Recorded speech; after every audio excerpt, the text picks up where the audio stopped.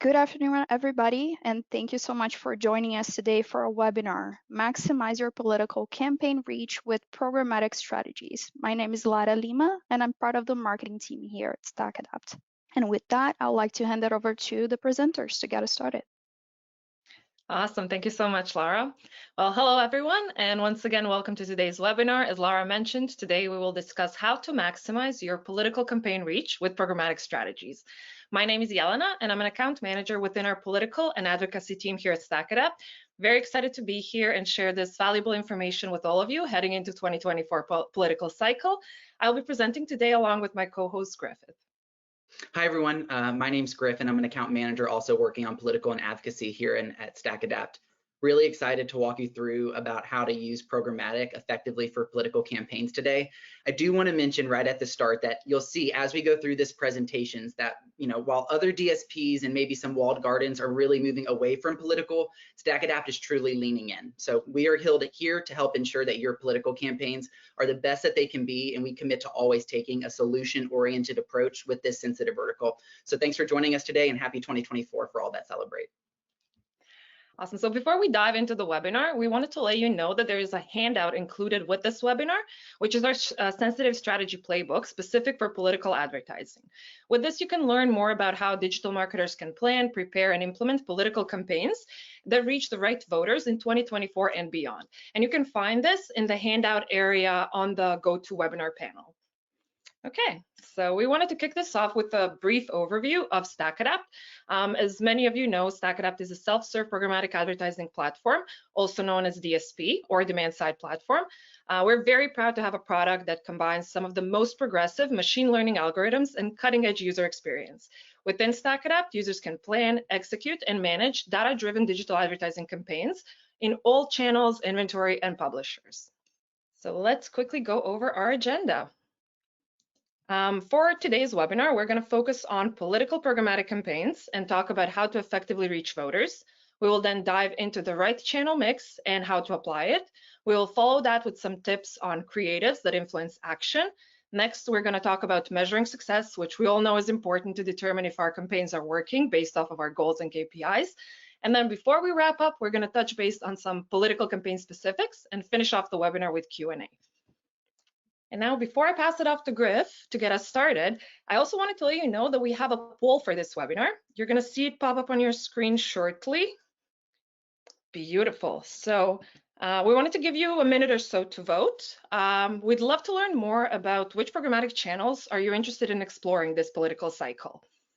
So over here, you can see you can choose multiple answers, and then we're going to share these results later on. I think it would be a valuable insight as we explore the channel mix in this webinar that can help you with your strategic campaign planning this year.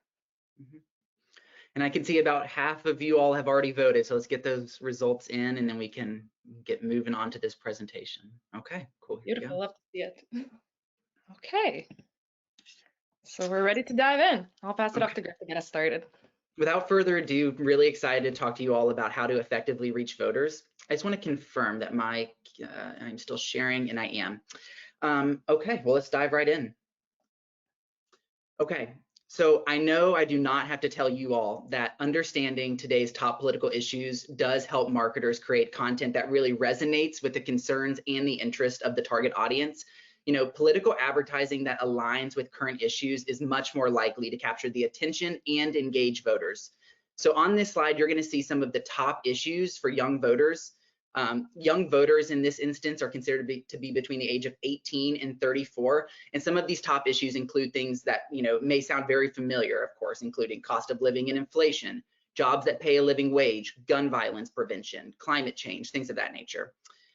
Additionally, I want to just mention that 57% of young people say they are extremely likely to vote in 2024. And then on top of that, another 15% say that they are fairly likely to vote.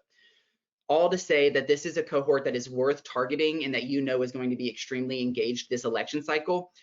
Knowing these top political issues are important for a number of reasons. Primarily, it's important for strategic campaign planning because by focusing on issues that have significant impact on voters, like these issues here, campaigns can really prioritize certain channels, demographics, or even regions to maximize their effectiveness. It's also really important to know top political issues of today to build trust with voters, because voters are much more likely to trust political campaigns that demonstrate a clear understanding of the issues that affect them. And marketers who are knowledgeable about these issues can build trust by presenting informed and credible information. Lastly, knowing these top political issues is important to adapt to public opinion.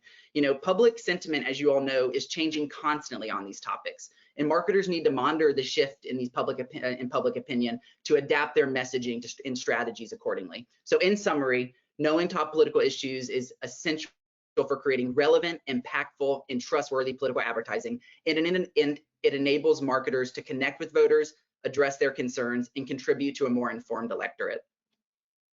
And that's why it's so important to be where your competitors are. So overall, ad spending is increasing election year after election year, and I'm sure that's no surprise. But more specifically, political ad spend our political CTV ad spend is predicted to increase over 500% since the last presidential election cycle, and that's noted by the green bar on this slide. Linear TV is just going to have a very modest increase of about 7.5% compared to 2020, and that's noted by the black bar. This is super important to note when you're trying to think about where to focus those ad spending dollars and where your audience is most likely to be.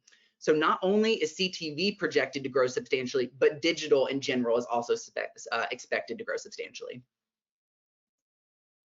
Awesome, thanks so much, Griff. So when we talk about political programmatic campaigns, there are many focus points that we identified looking at historical campaigns, our partnerships, client feedback, and so on. And we discovered that most, if not all of our clients are looking for two main components, which are reach and speed. This is why we on the political team here at StackAdapt focus on approach and strategy. So scalable strategies that enable the marketers to reach users or voters, in most cases with political campaigns, by testing not only within different channels and audiences, but within different tactics as well. While this may sound a bit time-consuming and overwhelming, our technology, partnerships, integrations, and help from our managed service teams allows us to have your campaigns up and running within only a few hours, which is often crucial for political advertisers. Now, to make your campaign planning time even easier, we have one of my favorite tools in the platform, which is our forecasting tool. So our forecaster allows you to input all of your targeting parameters, such as geo, audience, inventory you'd like to use, as well as your preferred budgets, dates, and bids. And it will show you not only the ability of your campaigns to deliver the given budget, but it will show you your audience reach across different channels, your estimated audience size, unique users, daily impressions available. Now, with the forecasting, once you're happy with the parameters you added in and you're reaching your audience in those key districts and on the right channels, you have a few more capabilities. If you're looking into adding incremental budgets, for example, the forecast will show you how likely you are to deliver the budget, which will help us determine if we need to add additional scale through different tactics or audiences or anything like that. And the tool also gives you the ability to save or export the forecast, which can help you show any stakeholders involved with the campaigns a simple visuals with all those targeting parameters, campaign reach, and it just helps you in these planning talks with your team or the end client. And then if you're satisfied with that end result of your forecast, you can easily turn that forecast into a campaign directly from the tool itself. Now, when we talk about reach in political vertical specifically, we often see these scale issues due to niche targeting parameters, whether that's our audience, our geo, or our inventory. And then in the case where scalability is low, I always like to recommend to clients to use a waterfall method. So this tactic allows us to, exactly like a waterfall, siphon the budget from one tactic into another, depending on the scale available within these tactics. One good example, as you can see here on this slide, would be to run two campaigns, one on open exchange but targeting a voter file, or another one with more specific inventory targeting. So including, let's say, our premium deals, for example, to ensure we serve ads on the websites or apps within these politics, news, and government categories. Now let's talk about the voter file capabilities and how to use them within the StackAdapt platform.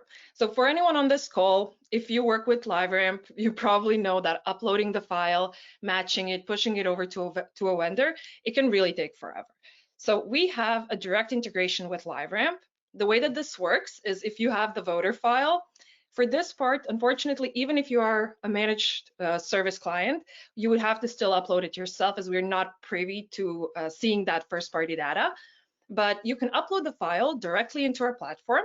You don't have to pay the LiveRamp fees by having us maintain it, and it will match within 30 minutes. So very quick. Clients really love using us for this. And then another important use case here would be if you get the voter file of people who have already voted, and you're getting that, let's say, every single day, you can upload it and suppress it from your campaigns. So you're not wasting impressions on people who have already voted or waiting for that 5-day turnaround if you're using LiveRamp, for example.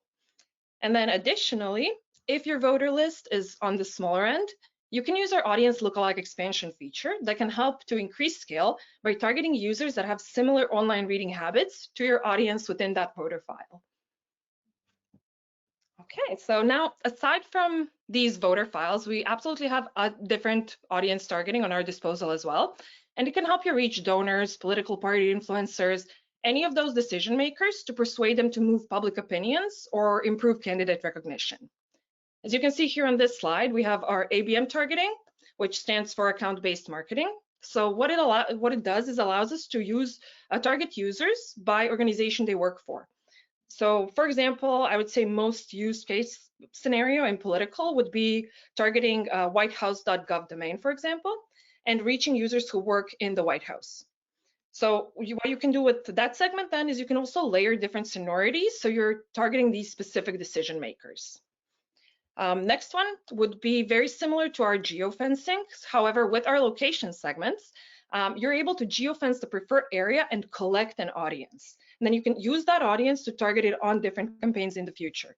So this is a great use case for any, let's say, specific events where we know our target audience will be. We can then use that audience that we've collected and target them in the future on any of our campaigns. Next are our first-party segments. Same process as with our voter files. So if you have, let's say, a CRM list, a voter list, anything like that, you can upload it directly into the platform, match it in less than an hour, and it can be used on your campaigns. And then last, we have our third-party segments that you can always browse through in our catalog within each and every one of your accounts. So some providers that focus on political influencer segments, like Tunnel, L2, TargetSmart, for example, we have direct integrations with them, and they can actually be found in our catalog, ready to be used within the platform. Now I want to talk about something that I know is going to be vital for this upcoming election cycle, and that is political district targeting. So gone are the days when you had to, get all of the zip codes or try to target all of the zip codes, or even try to get a geo radius to get that congressional district. Here at StackAdapt, you can target by congressional district, and it is built right into the platform. Simply input the congressional district code. So for example, NY3 or CA1, and our platform will map out that district for targeting.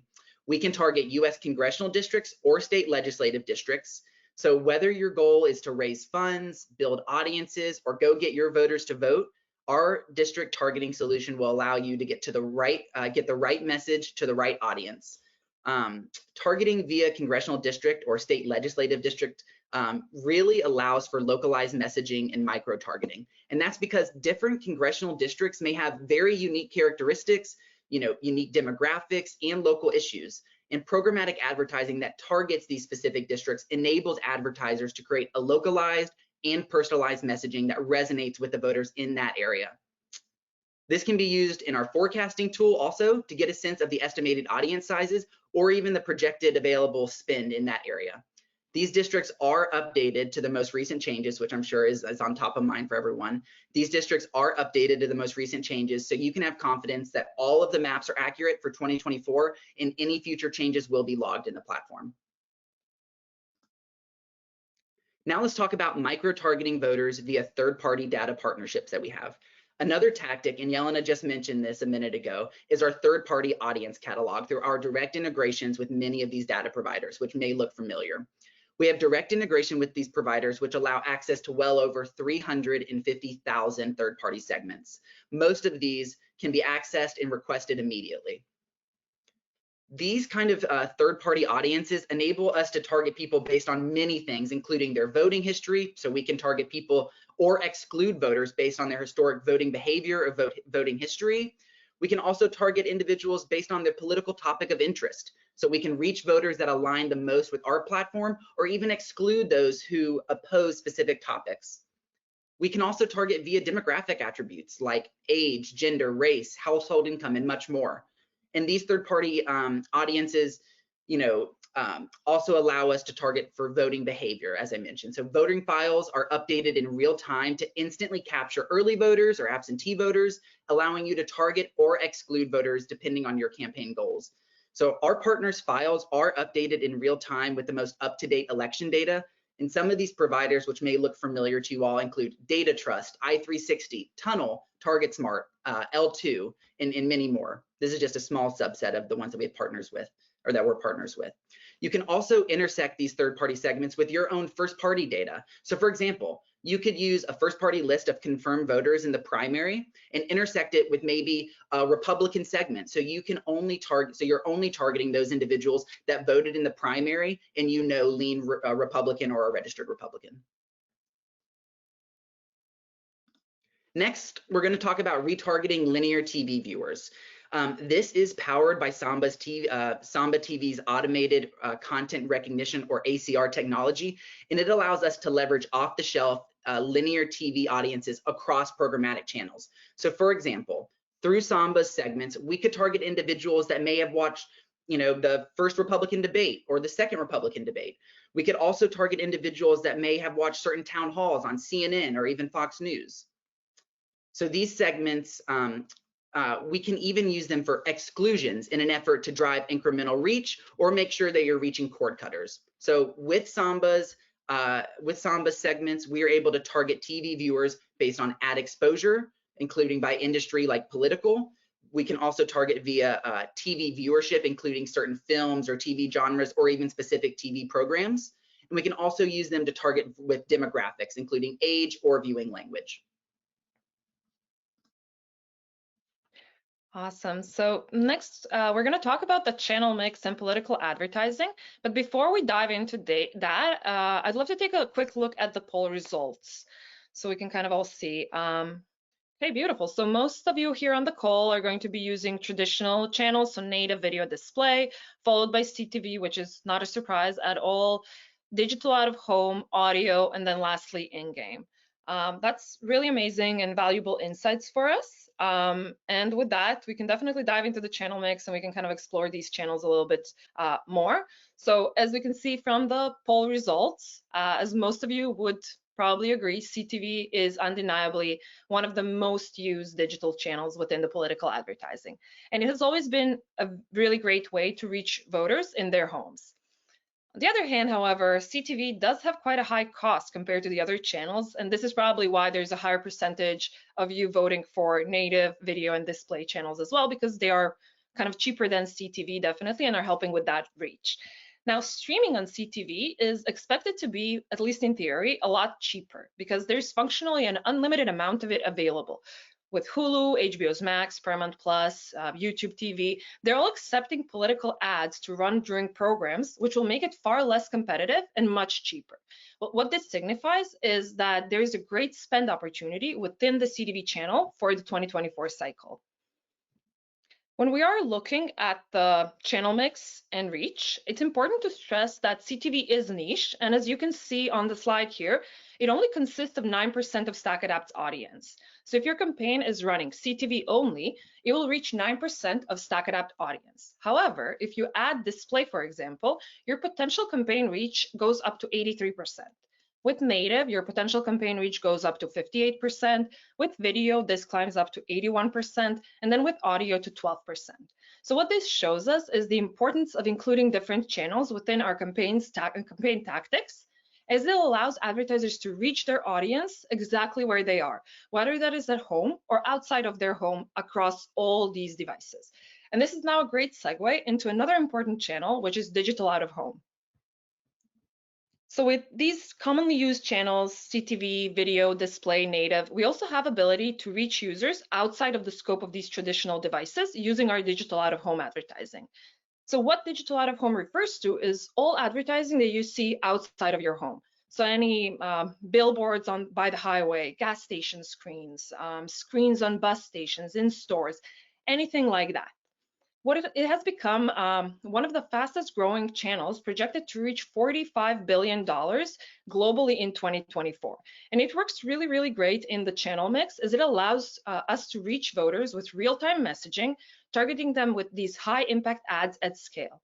It also allows you to diversify your creative formats to these specific locations. As an example, both Griff and I ran digital out-of-home campaigns for our clients, and it was very impactful to share that proof of play with them, showing these ads appearing on very impactful locations based on our location targeting. And with that, I'm going to pass it off back to Griff to talk about the creatives in political advertising and which ones to use when to increase your reach and impact. Thank you, Jelena. Yes, now let's talk about some creative. So here at StackAdapt, we really do specialize in creatives that drive awareness and engagement around political causes and candidates. So in the heat of the election cycle, which we know it's going to be a busy one, please feel free to lean on us to add capability and capacity to your creative team. Now let's talk about, a little bit more about going down the funnel and the different tactics that we may recommend. So typically we would recommend different channels and different formats depending on the KPIs and the cycle of the funnel for your audience. However, regardless of the stage of the funnel for your audience, we would recommend using a multi-channel approach. And that's going to be something that you hear many times today. This multi-channel approach really does help to maximize reach, because by having a wider and more diverse audience across these different digital touch points, we can reach users where they're at. Furthermore, it helps to refine audience targeting, because having a multi-channel strategy in all these different channels, they attract different demographics and different user behaviors for each. So a multi-channel strategy enables you to tailor your ads to specific audiences on various platforms, ensuring better targeting and better relevance.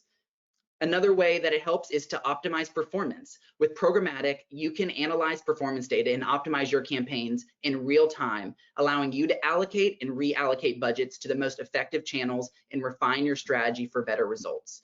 Lastly, the last reason that it's important to have a multi-channel approach is because what I just mentioned, it's important to target users where they are.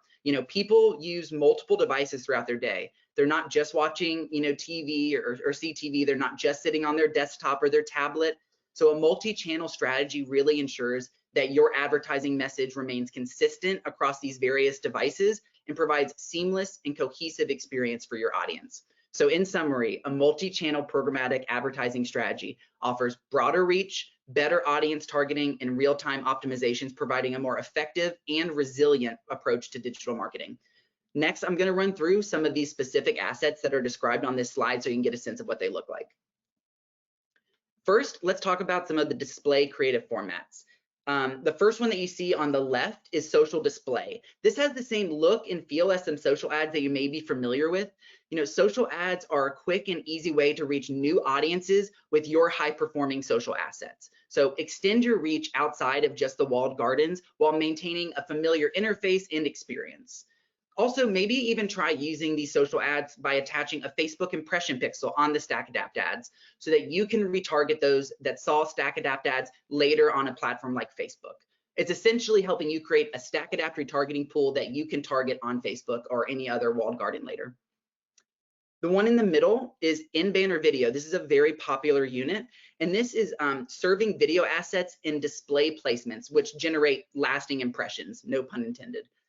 These units are ideal for brands that want to extend reach outside of just in-stream environments and those who really want to take their standard display banners to the next level. Even consider maybe using your CTV creatives and retarget those individuals that watched 100% of that CTV creative and retarget them with this in-banner video unit. This will give you the engagement in the storytelling of video, but the CPMs of display. And the last one on the right is our countdown unit. This is a dynamic countdown unit, and it helps create a sense of urgency for your audience to perform an action, like perhaps going to vote. It also entices the user to convert by counting down seconds to an event. You can even link it to a Google Calendar to ensure that your audience knows the deadline.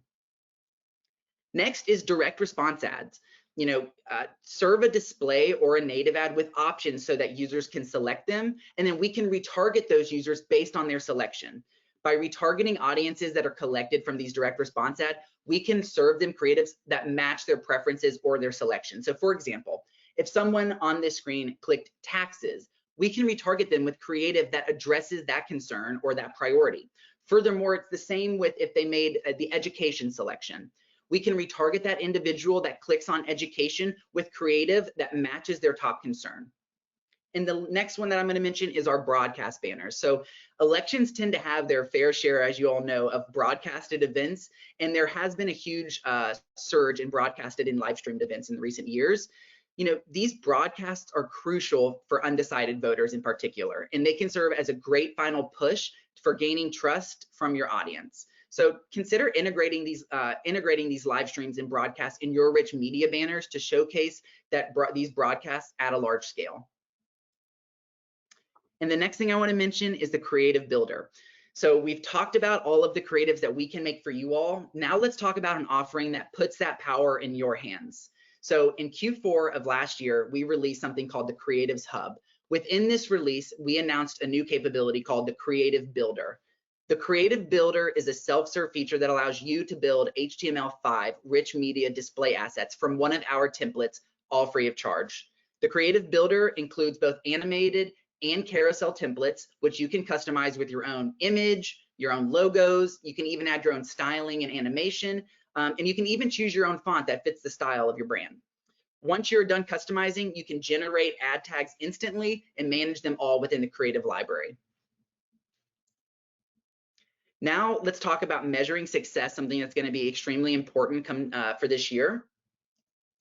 StackAdapt provides brand lift studies as a feature to help advertisers measure the impact and the effectiveness of their advertising campaigns.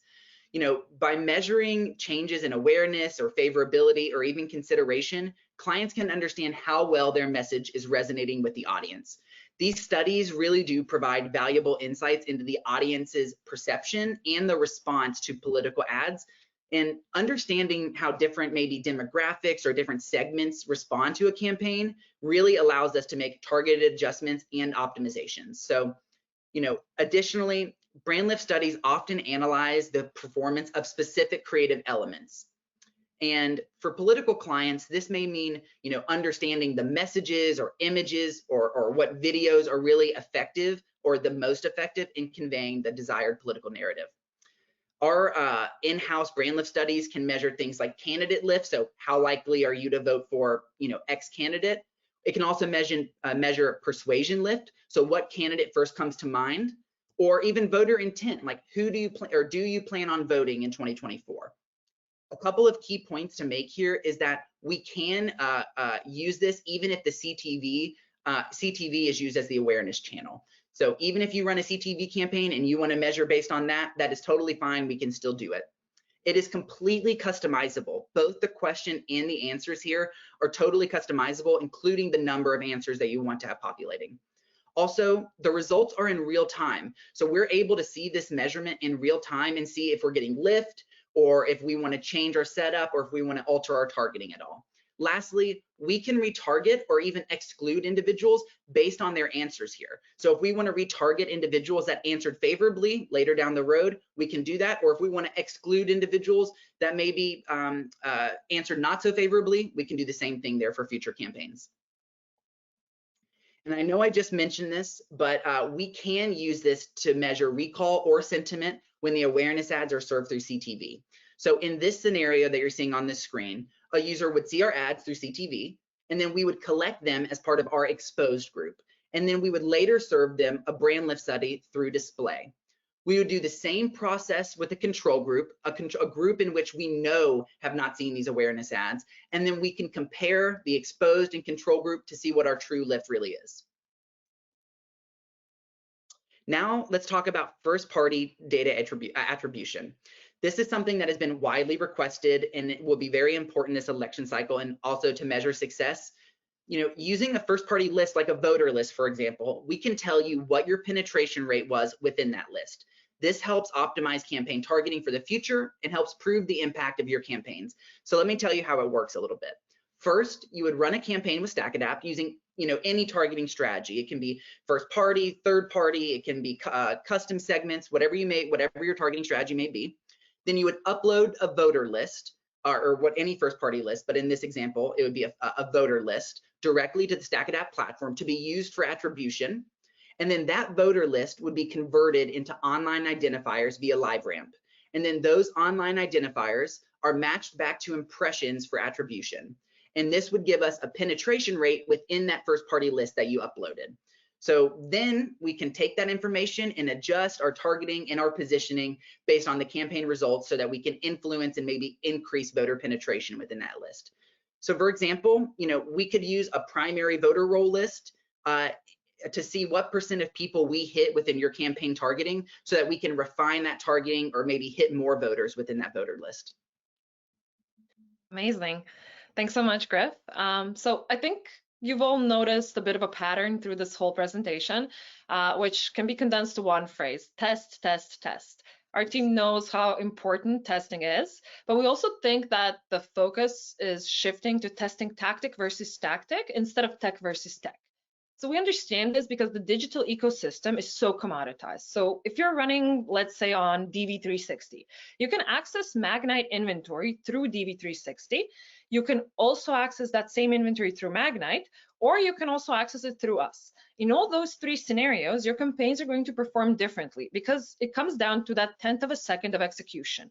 Algorithms, machine learning, AI, they all play such a large component in driving performance, which then creates that need for testing multiple solutions.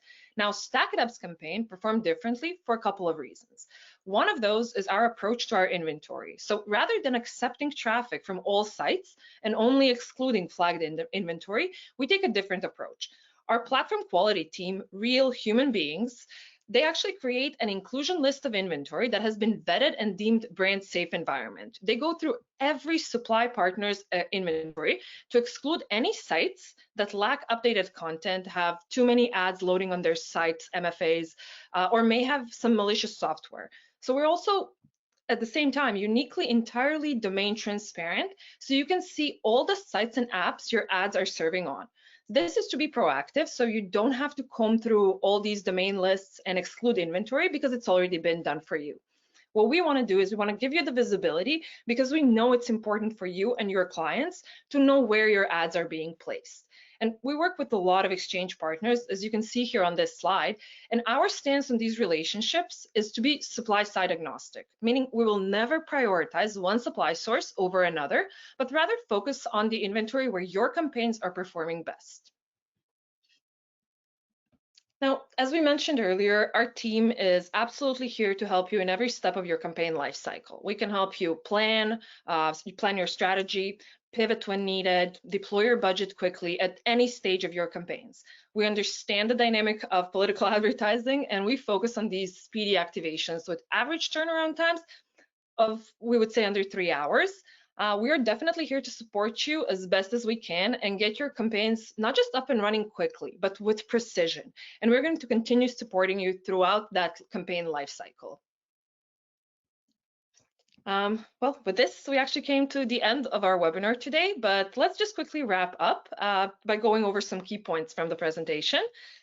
So we focused on how to effectively reach your audience. We talked about these scalable strategies during the political season that is based on the solutions we use, which are focused on reach and speed.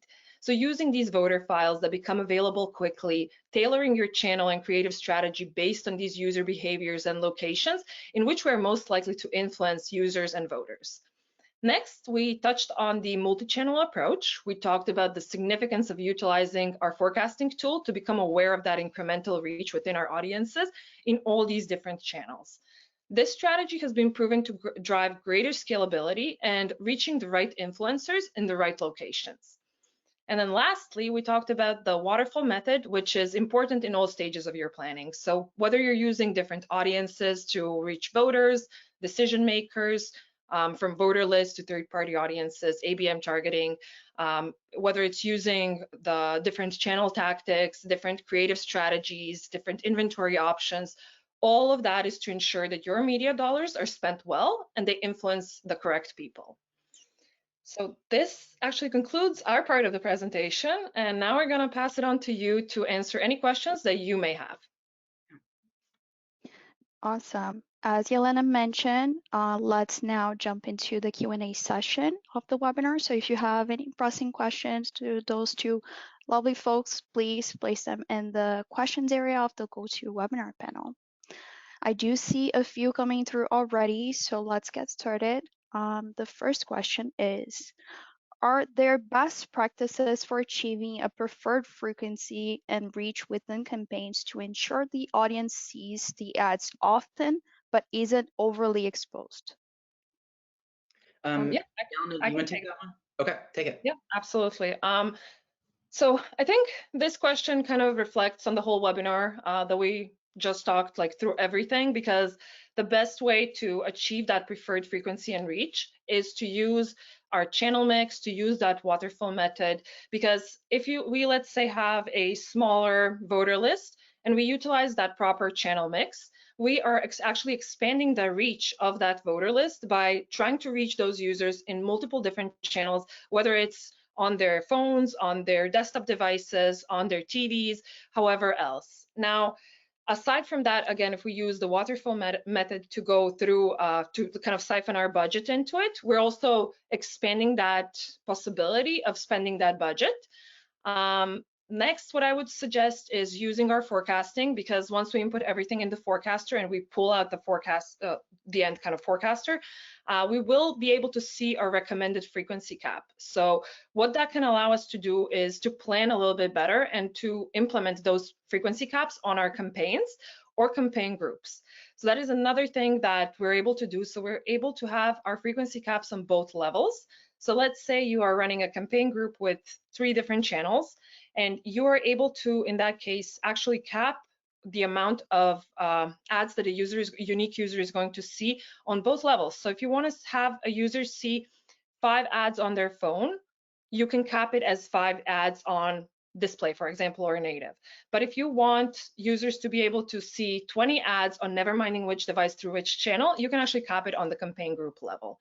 So I would say, again, channel mix as best as possible, that waterfall method, and then try to use the tools that we have available for you. So our forecasting, our reporting to check what your frequency cap is right now, and then implementing that on whichever level suits you best. Thank you, Yelena. Next question. What channel and tactics would you recommend for an advocacy campaign? I can take that, Yelena, if that's okay. I have so much to say here. I'm going to have to really limit myself. I would say I'm going to say 2 things that you've heard throughout this whole presentation, and that is, maximizing your reach by using a multi-channel approach and using a waterfall method. So first and foremost, using a multi-channel approach is important because, like I said, users are at different locations. So I would definitely recommend using our forecasting tool, seeing where that incremental reach is really the best, using those channels that are going to maximize the reach that you have. And then when it comes to campaign setup, use a waterfall approach, as we mentioned. So maybe, for example, you want to spend as much as you possibly can on your first party list because that's maybe your priority campaign.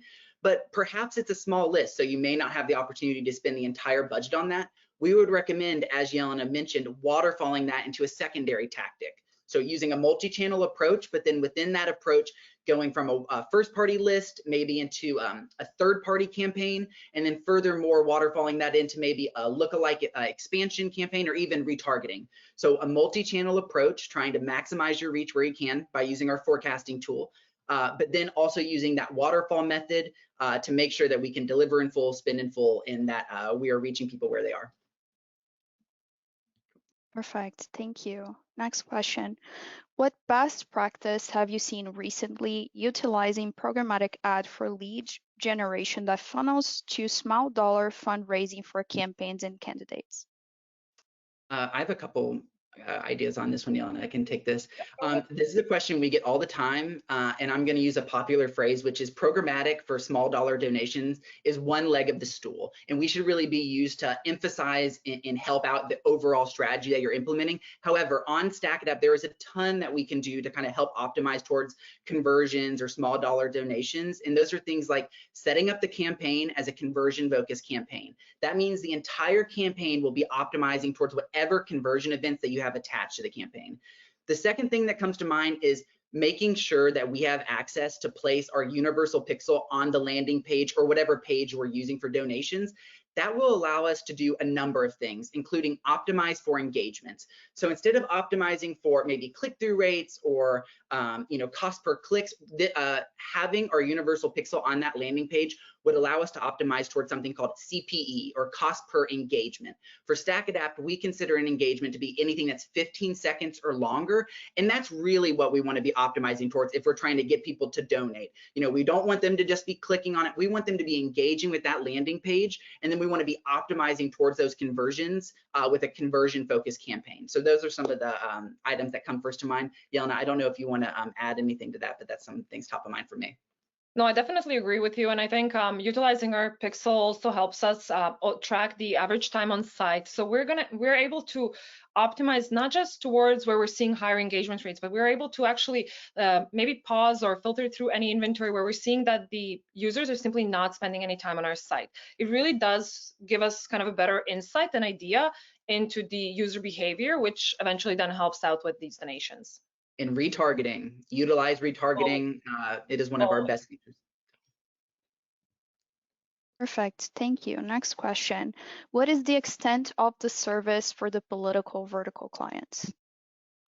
Yeah, I can answer to that one. So we actually provide full support for our managed clients before, during, and post campaigns. And this refers to basically doing everything from setup of the campaigns, helping with the strategy before these campaigns are set up, providing any optimizations, reporting, anything like that. However, we do work with other tiers as well. So we do provide our support to, I would say, all of our clients to the best extent that we can. We do provide guidance on the creatives. We're not able to provide you with any legal advice, but we're happy to give you some directional input so you can talk to your legal teams to make sure that all of your creative assets, all of your copies for native, for example, everything is actually in line with the policy.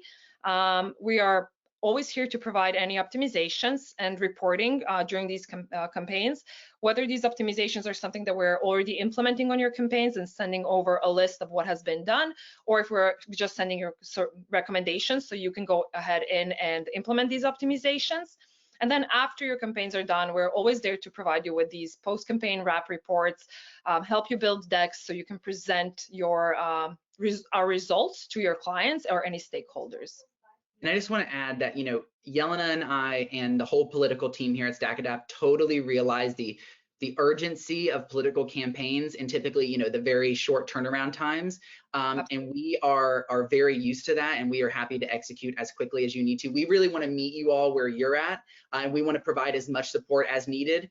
So if that's just, providing optimization recommendations, or if that's all the way towards building the campaigns and managing them fully, we will meet you where you're at. We totally understand the urgency with political. Lovely. Next question. How is Google going cookieless going to affect StackAdapt's targeting ability as programmatic ads rely heavily on cookies? I can start with that one, Yelena. It has started, y'all. This process, this has been long awaited. This is something that I know everyone's been looking to. And I just want you all to know that StackAdapt has not been caught flat-footed. Our data partners have not been caught flat-footed. We have known this is coming. This has been pushed for a long time. So we are not caught by surprise in any way. Some things that come top to mind to me are moving away from cookies and trying to find kind of a unified identifier like a DUID or a derived user ID. We're also going to start leaning heavily on things like cookieless solutions such as contextual targeting. We do have a feature within the platform right now called PCAI, or Page Context AI, and that is a completely cookieless solution that allows you to have your ads appear based on the context of the web page. So, we will be leaning definitely on contextual solutions. We will be leaning on our partners to make sure they're making that transition as well. But StackAdapt, we have been making that transition within our own house, and we are trying to move a lot more to something like a DUID as opposed to third-party cookies, which I know it has started deprecating, but will be deprecating much quicker coming soon. Yeah, absolutely agree with you, Griff. And Page Context AI is actually our proprietary technology. So if from everyone here on the call, if you haven't had a chance to utilize PCAI, I would definitely recommend reaching out to your StackAdapt reps to kind of learn more about it, to find out more about it, because I think it will be a big deal once these cookies completely are deprecated and we are not able to utilize anything around them anymore.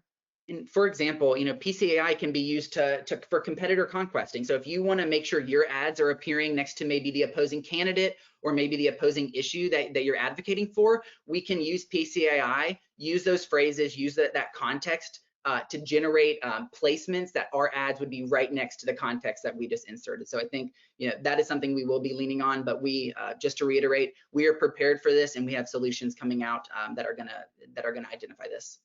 Yeah, no, absolutely. And just to add one more thing, because PCAI works with phrases and these keywords, if you're running any successful campaigns through search or social or anything like that, and you have some keywords that you have tried before and that you know are working, those are really, really great ones to actually test for PCAI to see if you're able to reach that audience and if you're able to get the same impact as you would be getting with some other channels that are not necessarily very kind of on par with programmatic in general. Well said. Next question. Do you provide a self-service platform? Oh, yeah, Yes. we most definitely do. Yeah. We are primarily a self-serve platform, but we definitely have other tiers of service included. So if you ever want to kind of use the platform in self-serve capacity, I would definitely recommend, again, reaching out to your reps because they can provide you with the training. We also have within our platform amazing support articles for almost anything that you can think of. We have our StackAdapt education, which will give you like short, brief courses that will empower you to use the platform to its fullest capabilities.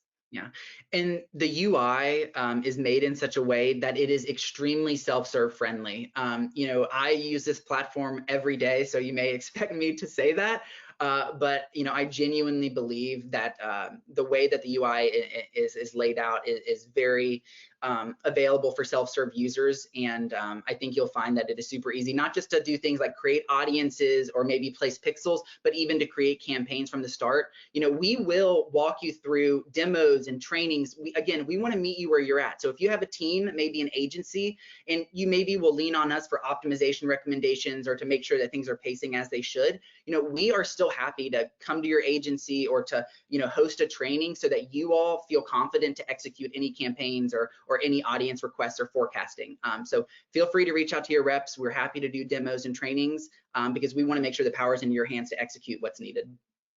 Yeah, and just one thing to add, so for any new clients, we actually have that 3-month grace period in which whoever is your rep in StackAdapt is there to guide you. And after those 3 months, whether you want to stay in managed service capacity or self-serve capacity, you should be able to have all the knowledge and all the resources and tools on your disposal. So when that 3-month mark hits, you're actually fully capable to run everything in the platform, whether you want or you don't want the support from your team anymore. Lovely. We have time for one last question. So just a reminder, if we haven't had the time to get to your question, we will reach out to you via email with the answer. So yeah, last question. If we don't see lift on the study, is it a complete wash or is there some insight and audience we can draw from them? Go ahead. No, it is not a wash for a number of reasons. So the question was, if we run a brand lift study and we notice, that we don't hit statistical significance or that we don't see lift one way or the other, is it meaningless? Was it for nothing? The answer is absolutely not, for a number of reasons. We are still able and will still have that audience collected. So we can retarget or exclude users based on how they answered that brand lift study. So if we want to retarget, and I think I mentioned this earlier, if we want to retarget individuals that maybe answered favorably, or maybe we want to exclude individuals that answered the brand lift study favorably so that we're only targeting the individuals that we know we need to change the sentiment about, we can still do that. Furthermore, we are still able to gain a lot of insights through these brand lift studies. So for example, under the reporting tab, there's something released called Audience Insights, and you can see the audience insights per campaign, or you can also see audience insights based on per pixel.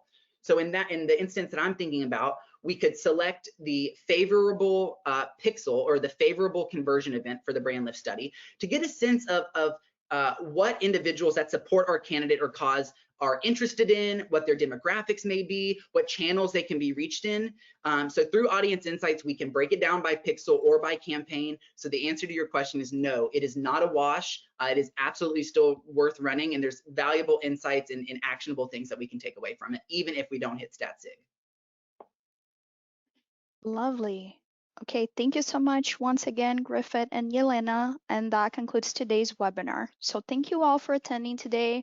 We hope you found it both informative and insightful. We will be sending out a follow-up email with the recording to all registrants tomorrow, so stay tuned. And please don't hesitate to reach out if you have any other questions. And thanks again for joining us today, everybody, and enjoy the rest of your day.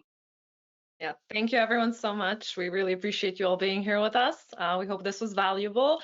And yeah, you'll hear from us again for the questions that we didn't get a chance to answer to, and with the recording of this webinar. Thank you all so much for joining, and let's make it a great 2024.